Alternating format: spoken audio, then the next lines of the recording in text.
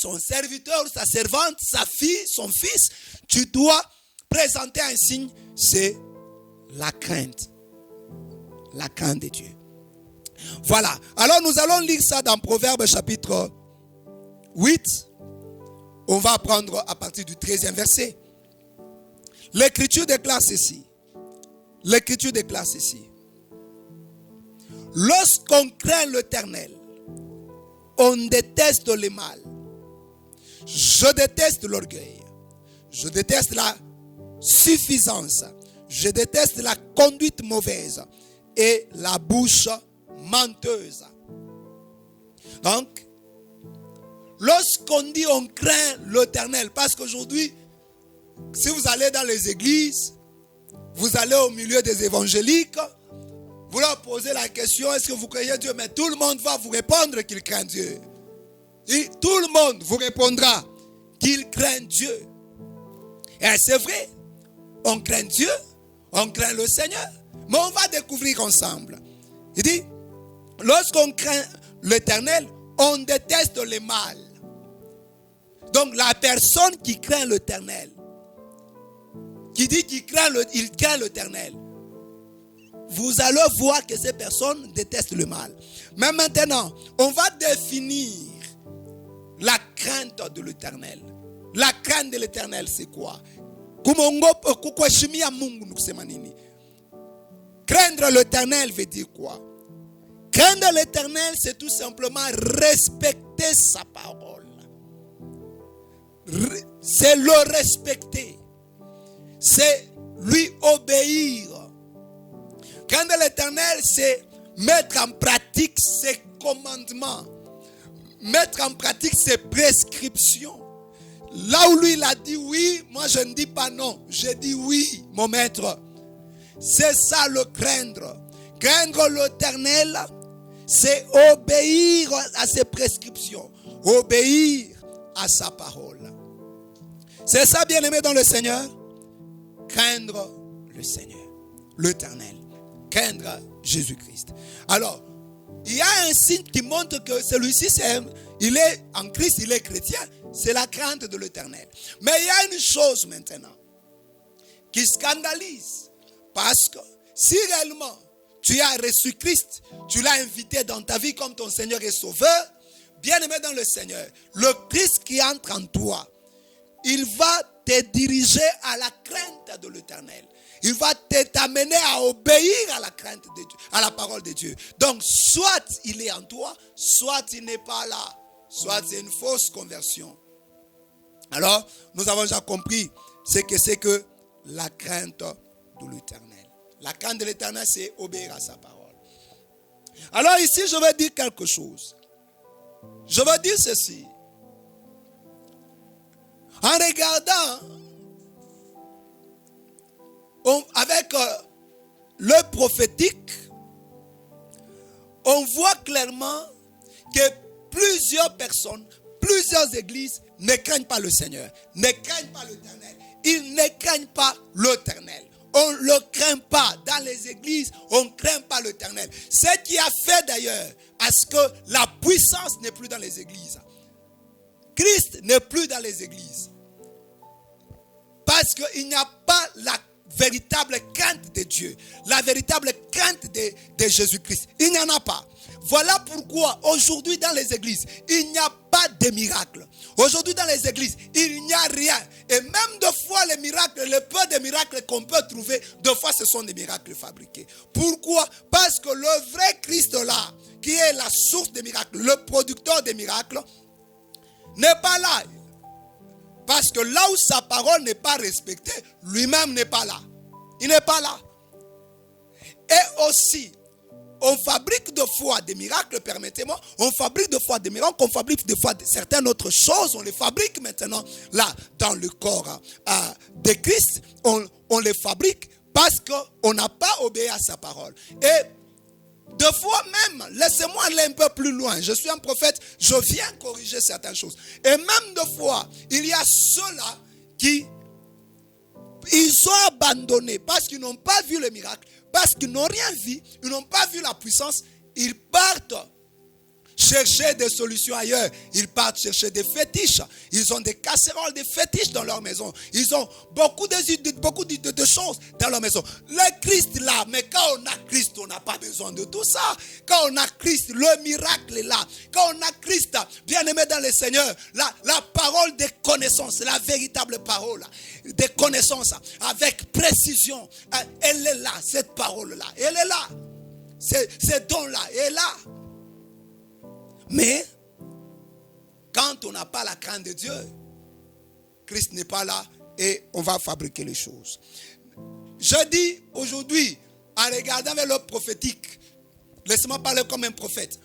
Dans les églises, il n'y a pas la crainte de Dieu et Christ n'est pas là. Il n'est pas dans beaucoup des églises. Il n'est pas là. Quoique, on peut faire des miracles. Je même dis, je ne sais pas dans les émissions passées, je ne sais pas c'est où, je même dis que le miracle n'authentifie même pas, d'ailleurs pas à l'homme de Dieu. Le miracle n'authentifie pas à l'homme de Dieu. Donc, les signes miraculeux, qu'on voit dans les églises, et même moi-même là, lorsque je fais là les miracles, ça ne m'authentifie pas. Ça ne veut pas dire réellement je suis serviteur d'Elohim. Ça ne veut pas dire que je suis serviteur de Yeshua Mashiach. Non, bien-aimé dans le Seigneur. Il faut, en dehors des miracles, qu'on voit des signes qui caractérisent le vrai salut. Et le troisième signe, la crainte de Dieu. La crainte de Dieu, c'est le respect de sa parole. La crainte de Dieu, c'est le respect de Dieu. Bien-aimé, tu as besoin de voir Dieu dans ta vie, de vivre avec Dieu. Comment expliquer? Toi, tu t'appelles chrétien et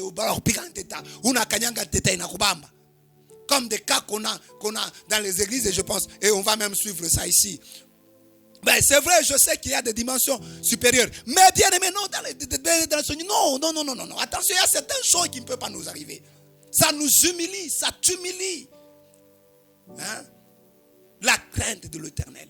Si tu marches dans la crainte de l'Éternel, je parle du Dieu de la Bible, je te mets à défi, prends aussi ta Bible, afin que les choses que je vais donner, tu vérifies aussi dans ta Bible. La crainte de l'Éternel. Alléluia. Donc si tu n'as pas la crainte de l'Éternel, tu as un faux salut, tu n'es pas un chrétien. Tu es un chrétien de nom. Le dernier jour, lorsqu'il viendra, tu ne seras pas avec lui. Ou bien lorsque tu mourras, bien-aimé dans le Seigneur, tu ne seras pas avec lui. Parce que servira-t-il à un homme de gagner le monde entier, de perdre son âme? Ça va le servir à quoi? Ça va le servir à quoi? Tu peux avoir toutes les richesses de la terre. Tu peux avoir tous les biens de la terre. Mais ça va te servir à quoi? Si tu n'as pas la vie avec Dieu, avec ton Créateur, si tu n'as pas été reconnecté à ta source. Voilà. La crainte de Dieu, c'est un signe très capital. Mais pourquoi je dis que beaucoup de chrétiens n'ont pas la crainte de Dieu? Et là, je vais passer très rapidement. Beaucoup des églises n'ont pas la crainte de Dieu. Prenons par exemple les exemples bien-aimés dans le Seigneur. Un exemple seulement. Le fait que le chrétien observe. Est-ce que ce sont les fêtes recommandées par Dieu?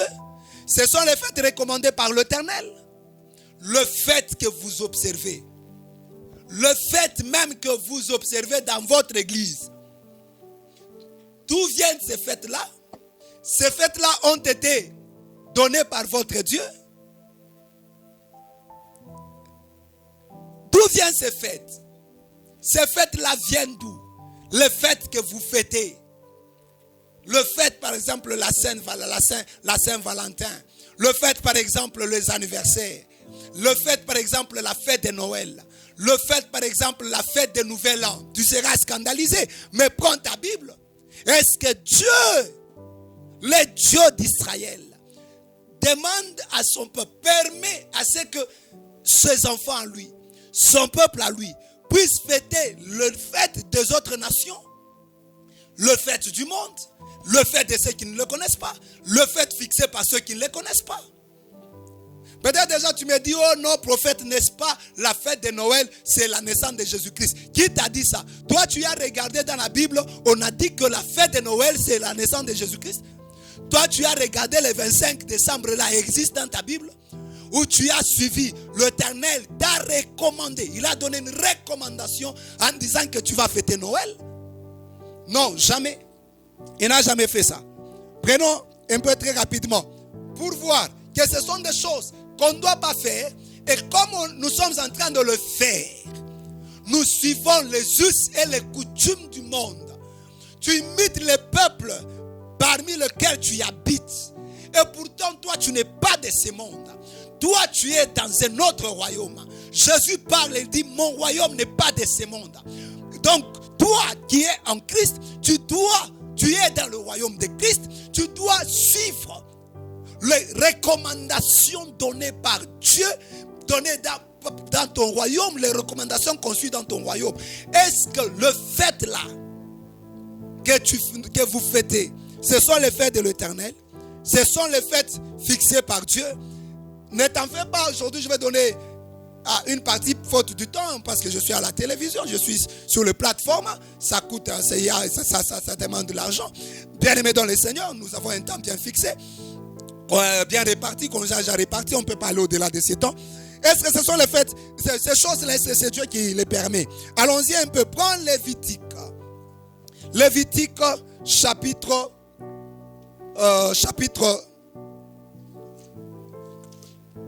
18.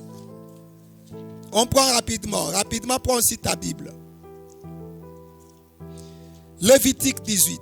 On va suivre ce que l'Éternel, une recommandation que Dieu donne, que l'Éternel donne à son peuple. Chapitre 18.